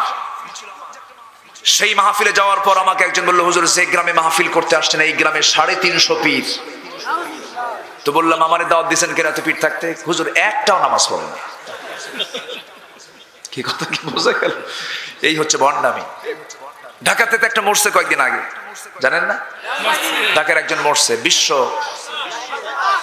বিশ্ব কি কব, পেট তো বড়, বিশ্ব গোডাউন। এত বড় পেট, এটা একটা আযাব। পেট যাদের বড় তাদের আযাব না এটা? পেট নিয়ে আপনি হাঁটবেন কেমনে? এত বড় পেট নিয়ে হাঁটা যায়? এত বড় পেট আপনি কোলাকুলি করবেন কেমনে? হবেই না তো। মাঝখানে ভারত বাংলাদেশের বর্ডার, ঠাই পাবেন না আপনি। বুক তো মিলবে না, বুকে বুকে হবে না, পেটাপেটি হবে। এত বড় পেট, থা পায় না নিজেই। ওজন হলো 220 কেজি। ছোট মোটো হাতি। সে বলতো তার বউ নাকি ফাতেমা, তার ছেলে নাকি হাসান হুসাইন। আজকে তাদের বিরুদ্ধে কেউ কোনো কথা বলে না। হক কথা বললে তাদের উপরে নজরদারি করা হয় কেন? জি জি, অবশ্যই অবশ্যই। এই ভয় পান কেন? উনি আমার পক্ষে কথা বলতেছে, ওনার দায়িত্ব আছে না? মশারুগুলো, মাজারগুলো, ওই কবরগুলো দখল করে আছে। ইমান কেমনে চলে যায়? সেই মাজার সামনে যখন পড়ে, ট্রাকের ড্রাইভার ট্রাক চালায়, হেল্পার যখনই মাজার দেখে, মাজার শরীফ লেখা, মাজার শরীফ, সপ্ত শরীফ, বুঝলেন? যখন মাজার দেখে তখন হেল্পার ড্রাইভারকে বলে, বস থামেন, ব্রেক। এই কি হয়েছে রে? মাজার শরীফ। কি কথা বল? টাকা দেন 100 টাকা দিয়ে আসলো কানা ফকিরকে। ওই যে বাক্স একটা আছে, কানা ফকিরে দিয়ে আসলো। আচ্ছা, টাকার দরকার কি মরা লোকের না জিন্দা লোকের? জিন্দা লোকে। কার টাকা দরকার? যে কবরে শুয়ে আছে তার টাকা দরকার না বিধবার দরকার? বিধবার দরকার। মরা লোকের দরকার না এতিমের দরকার? এতিমের দরকার। দিল বুড়া লোকলে বলতেছে, বস যদি এই মাজারে না থামতেন টাকা বাস্ট। ইমান আছে? আসতে কবেন ইমান আছে? আবার অনেকে বাচ্চা হয় না, ছেলে হয় না, মেয়ে হয় না, চলে যায় নিয়ত করে, আছে না, আছে। মান্নত করে বাবার দরবারে যাব। বাবা চুপ করে বসে আছে, গরু একখান ছাগল একখান দিছে। গরু ছাগল যারা পাঠায়, যে গরু পাঠায় সে এক বলদ, যে ছাগল পাঠায় সে এক রাম ছাগল, ও নিজেই ছাগল। পাঠায় বলে, বাবা বাবা গো, 19 বছর হলো সংসার, ছেলেও নাই মেয়েও নাই, বাবা তোর বাপ নাই বাড়িতে, তুই বাপ বলে ডাকিস না, তোর বাপ নাই। এখানে এসে নকল বাপরে ডাকে, বাবা ও বাবা। বাবা কথা কয় না, বাবা একখান হাতে লাঠি নিয়েছে, বাঁকানো লাঠি, সাপের মতো না, এই দেখেন না, লাঠি নিয়ে বসে আছে, ভান ধরে আছে জামানার ক্ষতি, জামানার কুতুব না, জামানার কি ক্ষতি না, জামানার জঙ্গল। হাতে একখান লাঠি নিয়ে বসে আছে, আলিশান চেয়ারে বসে আছে। বাবা কথা বলো, 19 বছর সংসার, তুমি একটু দেখো তো আমার কপালটা কেমন, আমার কপালে কি আসলে কি বাচ্চা কাচ্চা আছে? মাঝে মাঝে মিটি করে চায়, আধা ঘন্টা যায় কোনো কথা বলে না, ধীরে ধীরে সে চুপচাপ আছে, মানে শুনশান নীরবতা। বাবা ও বাবা, তুমি কি দেখতেছো কিছু, আমার কি কপালে আছে বাচ্চা কাচ্চা আছে? অনেকক্ষণ পর ভান ধরেছিল এতক্ষণ, চট করে একটা আওয়াজ দেয় ভিতর থেকে, যা। কি কথা কি বুঝতেছে? এই একটা আওয়াজ দিয়ে বললো, এই তো ওহী নাজিল হয়ে গেছে। যেরকম নাউজুবিল্লাহ, কাশ খুলে গেছে, কাশ খুলে গেছে, কাশফ খুলে গেছে। এগুলো কিচ্ছু না, এগুলো সম্পূর্ণ 100% ভণ্ডামি। এই ভণ্ডামি দূর হবে 1.5 হাত লাঠির পিটন করলে পিছনে, ঠিক কিনা? সন্তান দেবেন কে? আল্লাহ। ইয়াহাবু লিমান ইয়াশাউ ইনাসাও ওয়া ইয়াহাবু লিমান ইয়াশাউ যুকুর। আল্লাহ যাকে চান ছেলে, যাকে চান মেয়ে, অথবা যাকে চান কিচ্ছু দেন না। ঠিক। ফয়সালা কার? আল্লাহ। সন্তান চাই বাবার কাছে। আশ্চর্য কথা, গায়েবের খবর পৃথিবীর কেউ জানবে না। গায়েব জানার যোগ্যতা কার? আল্লাহ। গায়েব জানার যোগ্যতা পৃথিবীতে একমাত্র আল্লাহ তাআলার। পৃথিবীর কোন পয়গম্বরও গায়েব জানতেন না। কথা বোঝা গেল? আমার রাসূল গায়েব জানতেন না। রাসূল যদি গায়েব জানতেন তাহলে বলতেন, আয়েশা তোমার বিরুদ্ধে যে অভিযোগ উঠেছে, মুনাফিকরা যে কথা বলেছে তোমার সতীত্ব নিয়ে, সম্পূর্ণ ভিত্তিহীন, বানোয়াট, কাল্পনিক, তুমি আমার ঘরে থাকো। কিন্তু যখন এই কথাগুলো যখন ছড়িয়ে দিল মুনাফিকরা, রাসূল কি বলেছিলেন এই কথা? না, বরঞ্চ বলেছেন, আয়েশা তোমার ব্যাপারে নেগেটিভ কিছু কথা আমার কানকে ভারী করে দিচ্ছে, এটার ফয়সালা আমি আল্লাহর কাছে চাই। আমি কিচ্ছু জানি না, আমি তো বুঝতেছি না কিছু। আয়েশা তুমি এই মুহূর্তে এই অবস্থায় যেহেতু অভিযোগ উঠেছে তোমার উপরে, তুমি এখন তোমার মার বাড়ি যাও। তাহলে এখন বলেন, রাসূলকে গায়েব জানতেন? পাঠায় দিলেন বাবার বাড়ি। আম্মা জান আয়েশা কাঁদেন, নবীজির সামনে দাঁড়িয়ে বলছেন, ইয়া রাসূলুল্লাহ আমি যাচ্ছি বাবার বাড়ি, আপনি আমাকে অর্ডার দিয়েছেন, আপনি বিশ্ব নবী, আপনি আমার স্বামী, আমি আপনার অনুগত থাকতে চাই। তবে একটা কথা, আমার বিয়ের পয়গাম কিন্তু দুনিয়ার কেউ পাঠায়নি, আমার আপনার বিয়ের সিদ্ধান্ত হয়েছে আসমান থেকে। যেরকম সুবহানাল্লাহ, আমি সে আল্লাহর কাছে আস্থা থেকে, আমি তার প্রতি ভরসা করে আমি আমার মার বাড়ি চলে গেলাম, বাবার বাড়ি চলে গেলাম। কি একটা পেস লাগায় দিল মুনাফিকের বাচ্চারা। সেই মুনাফিকের আওলাদ এখনো আছে না নাই? আছে না নাই? নবীর ঘর ভাঙ্গা শুরু করার চক্রান্ত করলো। আম্মা জান আয়েশা চলে গেলেন। মানে এখানে একটা ঘটনা আছে, না বললে অনেক আম মানুষ যারা আছেন তারা বুঝবেন না। বিশাল একটা অভিযান দিনের জন্য নবীজি যে কোনো সফরে বউকে সাথে নিয়ে যেতেন। এমনকি উহুদের ময়দান মসজিদে নববী থেকে মাত্র 3 কিলোমিটার, সেখানে আম্মা জান আয়েশাকে সাথে নিয়ে গেছেন মুহাম্মদ সাল্লাল্লাহু আলাইহি ওয়াসাল্লাম। বউ তো রেখে যাওয়ার বিষয় না, বউ সাথে নিয়ে যাওয়ার বিষয়। যেখানে একটু লম্বা সফর হবে বউকে সাথে নিয়ে যেতে হবে। সবাই রাজি আছেন তো? ইনশাআল্লাহ। দেখেন যারা বিয়ে করেন তারা কয় ইনশাআল্লাহ, আর কারে নিয়ে যে ঘুরবে আল্লাহ জানে, কক্সবাজার যায় ঘুরে আসবে। কক্সবাজার তো একটা আছে মাশাআল্লাহ, আছে না? আছে। বউর সাথে থাকলে ইমানটা মজবুত থাকে। বউ হলো ইমানের পাহারাদার। ঠিক সুবহানাল্লাহ বলেন। সুবহানাল্লাহ বউর সাথে আছে, আপনার নজর কোনো ক্রমেই আপনি অন্য কোনো নারীর দিকে দিতে পারবেন না। ঠিক বউ যদি পাশে থাকে, কারণ সে তো মূল দারোগা, মারাত্মক দারোগা সে, তাকানোর কোনো উপায় নাই। আপনার সামনে আপনি যাচ্ছেন, বউর সাথে আসতে আপনি যদি একটা বার ভুল করে নজর দেন, খবর আছে আপনার। হঠাৎ করে হয়তো নজর দিয়ে ফেলেছেন, হয়তো 29 সেকেন্ড 30 সেকেন্ড দেখা হয়ে গেছে, বউটা এটা লক্ষ্য করেছে, কিন্তু সেই সময় না বললো, 3 দিন পর হয়তো ডাক দিচ্ছেন, সুইটি এদিকে আসো তো, থৌ তোমার সুইটি, নজর যায় আর একদিকে। ঠিক কি ঠিক কিনা বলেন? এই জন্য রাসূল বউকে সাথে নিয়ে চলতেন, খেলতেন, স্ত্রী হক আদায় করেছেন। বলি আলহামদুলিল্লাহ, আলহামদুলিল্লাহ জোরে বলি আলহামদুলিল্লাহ। আলহামদুলিল্লাহ। আমার ভাইয়েরা, একটু কান লাগান। নবীজির সেই সফরে রাসূল তার স্ত্রী আম্মা জানা আয়েশাকে নিয়ে গেলেন। ফেরার পথে কি হলো? ফেরার পথে রাসূল বলে দিলেন, শোনো, এতগুলো আমরা অভিযান থেকে ফিরে যাচ্ছি, এতগুলো মানুষ, হাজার হাজার আমার সাহাবী, ফেরার পথে কেউ না কেউ বাদ পড়েও যেতে পারে। সাফওয়ান, তোমাকে দায়িত্ব দিলাম, যে বাদ পড়ে যাবে তাকে তুমি সঙ্গে করে পরে তুমি নিয়ে আসবে, মদিনায় নিরাপদে পৌঁছায় দেবে। বাদ তো কেউ পড়ে নাই, বাদ পড়েছেন মিসেস মুহাম্মদ সাল্লাল্লাহু আলাইহি ওয়াসাল্লাম। আম্মা জানা আয়েশা রাদিয়াল্লাহু আনহা বাদ পড়েছেন। কেমনে বাদ পড়লেন? উটের পিঠে হাওদা ছিল, সে হাওদার মধ্যে বসেছিলেন আম্মা জানা আয়েশা। হঠাৎ করে উটটা থামতে হলো, প্রকৃতির চাপ এসেছে, আড়ালে চলে গেলেন। হাজত সারতে গিয়ে একটু দেরি হয়ে গেল। গলায় ছিল একটা হার, ধার করানো হার। আরেকজনের কাছ থেকে তিনি গলার হারটা ধার করেছেন। গলার হার তিনি পরেছেন রাসূলকে খুশি করার জন্য, স্বামীকে খুশি করার জন্য। কিন্তু ফেরার পথে দেখেন হারটা সেটা গলা থেকে পড়ে গেছে। আবার খুঁজতে বের হলেন, খুঁজতে গিয়া তার সময়টা ক্ষেপণ হয়ে গেল বেশি। এইদিকে উটের দায়িত্বে যে সাহাবী ছিলেন, হাওদা নিচে নামানো হয়েছিল, সে হাওদাটা তিনি আবার উপরে তুললেন। আম্মা জানা আয়েশা এত চিকন ছিলেন, লিকলিকে ছিলেন, হাওদার ভিতরে থেকেও সে ওজন, না থেকেও সে ওজন টের পায় না সাহাবী। হাওদা ফাঁকা উঠে গেছে, পালকি ফাঁকা উঠে গেছে, উট চলে গেছে, সব চলে গেছেন, রাসূল চলে গেছেন। এসে দেখেন কেউ নাই, সব বহর চলে গেছে। আম্মা জানা আয়েশা তিনি একাকিনী পড়ে গেলেন। একটু আড়াল হয়ে পর্দার নিয়ম রক্ষা করে তিনি বসে থাকলেন। দূর থেকে এক সাহাবী আসে, রাসূলের সেই দায়িত্বপ্রাপ্ত সাহাবী সাফওয়ান। আম্মা জানা আয়েশাকে দেখে চিনতে পারলেন। চিনলেন এই জন্য, কারণ পর্দার আয়াত নাযিলের আগেই তিনি আম্মা জানা আয়েশাকে দেখে নিয়েছিলেন, এই জন্য চিনতে পারলেন। তিনি বললেন, আপনি কি আম্মা জানা আয়েশা নাকি? আমি আম্মা জানা আয়েশা। আপনি চিন্তা করবেন না, রাসূল আমাকে দায়িত্ব দিয়েছেন, সম্পূর্ণ পর্দার নিয়ম রক্ষা করে আপনাকে মদিনায় পৌঁছিয়ে দেওয়া হবে।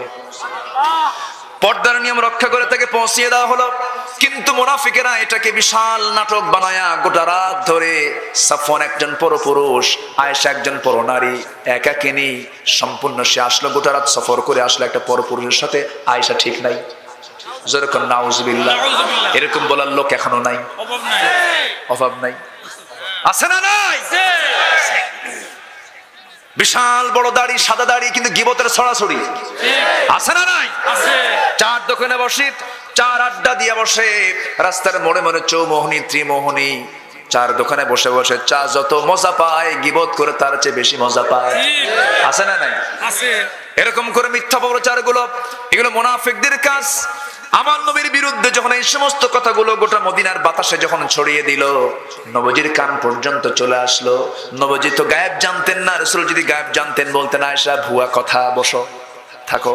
বললেন না, আয়েশা কি যেন আমার কথা আমার কানে আসলো, তুমি এখন তোমার বাবার বাড়ি যাও। আম্মা জান আয়েশা বাবার বাড়ি চলে গেলেন।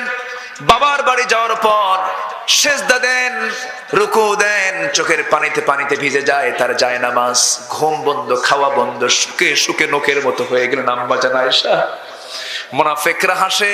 নবীজি রাতের বেলা ঘুমাতে যান, হাত লাগায় দেন, আয়েশাকে পান না, নবীজির বুকটা খান খান হয়ে যায়। নবীজির চেহারা দেখে সাহাবীরাও কান্দে, আম্মা জান আয়েশাও কান্দে। ওইদিকে আয়েশার সাথে, আম্মা জান আয়েশা সিদ্দিকার সাথে তার বাবাও কথা বলেন না, মাও কথা বলেন না। কি একটা কঠিন পরিস্থিতি সৃষ্টি হয়ে গেল। মুনাফিকরা এই নাটকগুলো তৈরি করেছে। আজকে সেই মুনাফিকদের নেটওয়ার্ক আছে না নাই? আসতে বলবেন না, আছে না? এই নেটওয়ার্ক এখনো আছে, আগেও ছিল, এখনো আছে। আমার নবীর বিরুদ্ধে যখন এমন ষড়যন্ত্র করা হলো, তারা স্ত্রীকে নিয়ে যখন নেগেটিভ কথাগুলো ছড়িয়ে দিল, নবীজির ঘুম হয় না, আম্মা জান আয়েশার ঘুম হয় না। 40টা দিন পার হয়ে গেল। নবীর কাছে একদিন হঠাৎ করে জিবরিল আমিন এসে বলছেন, ইয়া রাসূলুল্লাহ, ওহী নাযিল হয়েছে, আয়েশার ক্ষেত্রে ওহী নাযিল হয়ে গেছে, আয়েশার বিন্দু পরিমাণ কোনো দোষ নাই। ইন্নাল্লাযীনা জাউ বিল ইফকি উসবাতুম মিনকুম, যে ইফকের ঘটনা এসেছে, ইয়া রাসূলুল্লাহ, আপনি কোনো চিন্তা করবেন না, আয়েশার কোনো দোষ নাই, সম্পূর্ণ নির্দোষ নারী সে। আপনি চোখ বন্ধ করে আপনি এখন যেতে পারেন, তাকে নিয়ে আসতে পারেন। আমার নবীজি আনন্দ চিত্তে আত্মহারা হয়ে গেলেন, দৌড় মেরে মেরে আম্মা জান আয়েশার কাছে চলে গেলেন, শ্বশুর বাড়িতে চলে গেলেন, দরজায় গিয়ে কড়া নাড়লেন, দরজা খুলে গেল। দরজা খোলার সঙ্গে সঙ্গে আমার নবীজি বলছেন, আয়েশা কোথায়? ওই যে ঘরের ভিতরে। সামনে গিয়ে দাঁড়ালেন, মাথা নিচু করে আছেন, শুকায় গেছেন আম্মা জান আয়েশা। সামনে দাঁড়ায় বলে, আয়েশা রে, আল্লাহর পক্ষ থেকে ওহী নাযিল হয়েছে, তোমার কোনো দোষ নাই, তুমি সম্পূর্ণ নির্দোষ, তোমার কোনো চিন্তা নাই আয়েশা। ও আয়েশা, আমি তোমাকে নেওয়ার জন্য এসেছি। ও হুমায়রা লাল টুকটুকে, আমি তোমাকে দেখি না কতদিন হলে, চলো আমার বাড়িতে, তোমায় আমার ঘরে চলো চলো। আম্মা জান আয়েশা মাথা নিচু করে একটু মাথা উঁচু করলেন, মনটা খারাপ অভিমানী হয়ে বলছেন, আমি কারো প্রশংসা করব না, এখন আমি প্রশংসা করব ইব্রাহিমের আল্লাহ। কার আল্লাহ? ইব্রাহিমের আল্লাহর। রাসূল বলছেন, আয়েশা, তোমার রাগ তো কমে নাই, তুমি ইব্রাহিমের আল্লাহ কও কেন? আল্লাহ খালি কও তো বলতে পারো না?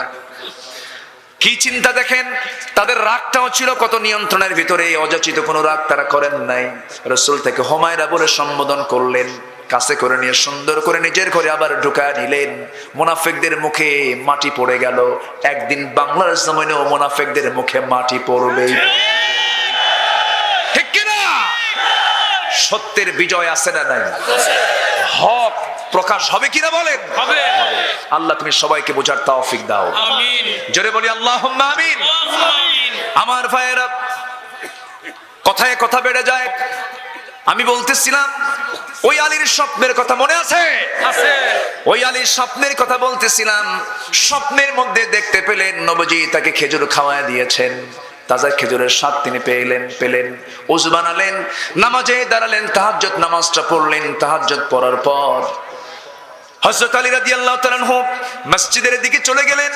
নামাজ শুরু হয়ে গেছে। অর্ধ দুনিয়ার শাসক ওমর ফারুক রাদিয়াল্লাহু তাআলা আনহু নামাজটা শুরু করেছেন। ইমামের মুসাল্লায় তিনি দাঁড়ায় গেছেন। নামাজ যখন শুরু হয়ে গেছে, নামাজটা তিনি শেষ করলেন। হযরত ওমর ফারুক যখন নামাজ পড়তেন, চিৎকার মেরে মেরে নামাজের মধ্যে কেঁদে ফেলতেন। 4 রাকাত 5 রাকাত দূরের মুসল্লিও তার কান্নার আওয়াজ শুনতে পেত। হযরত আলী প্রথম কাতারে জায়গা পেলেন না, দ্বিতীয় কাতারেও পেলেন না, তৃতীয় কাতারের ঠিক মাঝখান বরাবর জায়গা পেলেন। নামাজটা যখন শেষ হয়ে গেল, মুসাল্লায় ওমর ফারুক বেশিক্ষণ বসে না থেকে তিনি সামনের দিকে তাকায় দেখেন কে যেন এক প্যাকেট খেজুর নিয়ে আসছে। সেই খেজুরটা কাউকে দিলেন না, সেই খেজুরটা হাতের মধ্যে, হাদিয়ার খেজুরটা হাতের মধ্যে নিয়ে বলছেন, ও আমার মুসল্লিরা, আমি নিজেই তোমাদের মাঝে খেজুর বন্টন করব। প্রথম কাতারের সবার হাতে হাতে 2টা 3টা 4টা করে খেজুর দিয়ে গেলেন। দ্বিতীয় কাতারে তাই করলেন। তৃতীয় কাতারে সবার হাতে হাতে 2-3টা করে খেজুর দিয়া আলীর সামনের জনকে, আলীর আগের জনকেও তিনি 2-3টে খেজুর হাতের মধ্যে দিলেন। আলীর সামনে যখন দাঁড়ালেন বলছেন, আলী মুখটা ফাঁকা করো। মুখটা ফাঁকা করলেন। অনেকগুলো খেজুর থেকে একটা খেজুর 3টা আঙ্গুলে তুলে নিয়া আলীর মুখের ভিতর ওমর ফারুক ঢোকায় দিয়ে বলছেন, আলী খেজুরটা তুমি খেয়ে নাও। আর তো খেজুর দিচ্ছেন না ওমর ফারুক। হযরত আলী বলেন, ভাই ওমর, আরো তো খেজুর ছিল, আগের জনকে 2-3টা 4টা করে দিলাম, আরে দাও না কেন? ওমর বলছেন, আলী স্বপ্ন বুঝি তুমি শুধু একা দেখেছো? না রে আলী, গত রাত্রের স্বপ্ন আমিও নিজেও দেখেছি। যদি এমনটা হতো রাসূল তোমাকে 2টা খেজুর দিয়েছেন, আমি তোমাকে 2টা খেজুর দিতাম, আমি কি নবীর চাইতে বেশি কিছু দিতে পারি নাকি? আমার ভাইরা, স্বপ্ন পর্যন্ত তাদের এক হয়ে যেত, কি মহাব্বত তাদের মধ্যে ছিল। আমার বন্ধুগণ, ইয়ার মুখের ঘটনা কে না জানেন?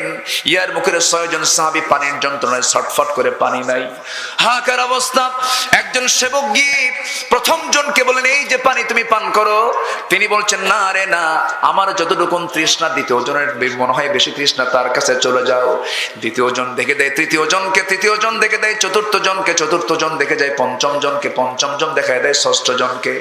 ষষ্ঠ জন বলে, আমার যতটুকু তৃষ্ণা তার চেয়ে বেশি তৃষ্ণা, তোমরা প্রথম জনের কাছে চলে যাও। প্রথম জনের কাছে গ্লাস নিয়ে এসে সামনে ধরে দেখো, মাত্র দেখে ওই সেবক দেখে সে চোখ বন্ধ করে ইতিমধ্যে দুনিয়া থেকে বিদায় নিয়েছে। দ্বিতীয় জন বিদায় নিয়েছে, তৃতীয় জন বিদায় নিয়েছে, চতুর্থ জন, 6 জন, একজন আরেকজনকে বাঁচাতে গিয়ে 6 জনে দুনিয়া থেকে বিদায় নিল। হায় রে মুসলমান, সেই ইতিহাস আজকে আমরা ভুলে গেলাম। সেই ভ্রাতৃত্ব যদি আজকে তৈরি হয়ে যেত, জমিন অবশ্যই নামাজটা কায়েম হয়ে যেত। ওয়াকিমনাস সালাত, নামাজ কায়েম করো। ওয়াতিনাজ যাকাত, যাকাত তোমরা আদায় করো। নামাজ আদায় করবে, নামাজ কায়েমের সংগ্রাম করবে। সবাই কি নামাজ পড়তে রাজি আছি? ইনশাআল্লাহ। আজকেও সবাই কি নামাজ পড়তে রাজি আছি?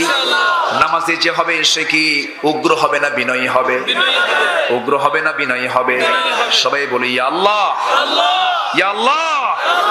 আমাদেরকে 5 ওয়াক্ত সালাত আদায় করার তৌফিক তুমি আল্লাহ দিয়া দাও। জোরে বলি আমিন, আরো জোরে আমিন। নামাজি ব্যক্তি বিনয়ী হয়। নামাজি ব্যক্তি কি হয়? কারণ সেজদা দিলে পরে তখন সে কি মনে করে, আমার নিজেকে আমার মতো নগণ্য গোলাম পৃথিবীতে আর নাই। মাথা যখন নুয়ে পড়ে কার সামনে, আমরা নামাজের মধ্য দিয়ে আমরা বিনয়ী হব। জোরে বলি ইনশাআল্লাহ। পৃথিবীতে সবচেয়ে নরম জিনিস হচ্ছে মানুষের মন। এটা ভাঙতে হাতুড়ির প্রয়োজন হয় না, সামান্য কথাটাই যথেষ্ট। যে ব্যক্তি নামাজটা ঠিক মতো পড়বে তার বুক থেকে কখনো অযাচিত কথা বের হবে না। আমরা নামাজটা ঠিক মতো পড়বো। জোরে বলি ইনশাআল্লাহ। সুন্দর ত্বক একদিন নষ্ট হয়ে যায়, নষ্ট হয় না? চেহারার সৌন্দর্য থাকে না, কিন্তু সুন্দর ব্যবহার কিন্তু কখনো নষ্ট হয় না, ঠিক কিনা? আমরা সুন্দর ত্বকের যত্ন নেই কিন্তু ব্যবহারের যত্ন নেই না। বিনয় এটা এমন একটি সম্পদ যা দেখে কেউ হিংসা করতে পারে না। কেউ কি হিংসা করে? লোকটা খুব ভালো, খুব বিনয়ী, কিন্তু হিংসা আছে এর মধ্যে না। আমরা বিনয়ের মতো গুণ অর্জন করব নামাজের মধ্য দিয়ে। জোরে বলি ইনশাআল্লাহ। সম্মানিত ভাইরা, গুনার দিকে যাওয়া যাবে না, আমরা গুনাহ করব না। ছিদ্র যদি কম হয় পানি কিন্তু থাকে না, পানি শূন্য হয়ে যায়, ঠিক কিনা? এই জন্য গুনাহ যদি ছোট হয়, গুনাহ করতে করতে সেটা কি হয়? বিশাল আকার হয়ে যায়। আমরা গুনার দিকে যাব না। জোরে বলি ইনশাআল্লাহ, আর জোরে বলি ইনশাআল্লাহ। শিক্ষার সনদ দিয়ে কি লাভ যদি আমার আচরণ সুন্দর না হয়? আপনি খেলা হবে বলবেন, আপনি হাত ভাঙবেন, আপনি এই করবেন, শিক্ষার তো কোনো গুরুত্ব থাকলো না। যে শিক্ষার মধ্য দিয়ে, যে সনদের মধ্য দিয়ে ব্যবহার ভালো হয় না, ওই শিক্ষার 4 পয়সা দাম নাই, ঠিক কিনা? আমরা বিনয়ী হব, আমরা আচরণকে সুন্দর করব। জোরে বলি ইনশাআল্লাহ। আল্লাহ কবুল করুন, আল্লাহ কবুল করুন, আল্লাহ কবুল করুন। শেষ করে দিলাম।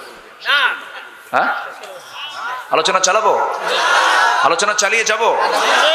হ্যাঁ, কাম সারছি।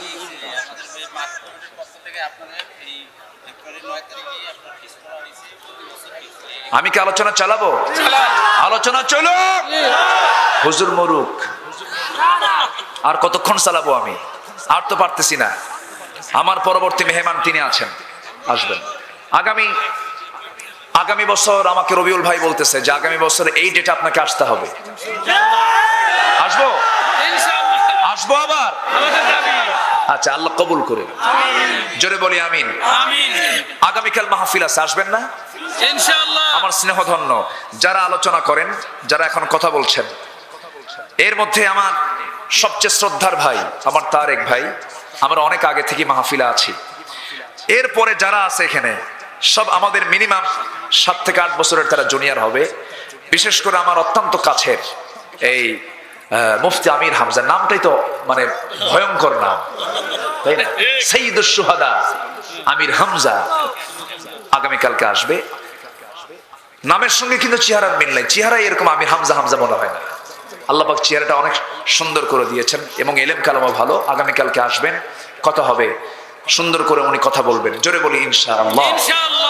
আমার তারেক মুনাওয়ার ভাই তিনিও আসবেন, কিছুক্ষণের মধ্যেই তিনি আসবেন।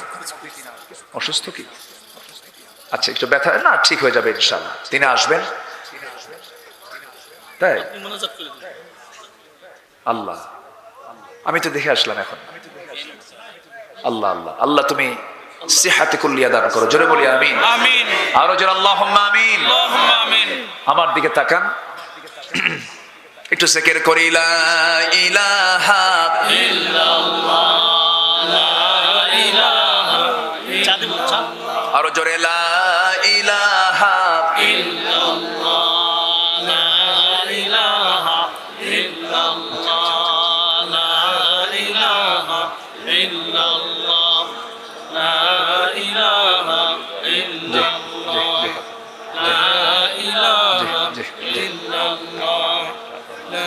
জি ইনশাআল্লাহ।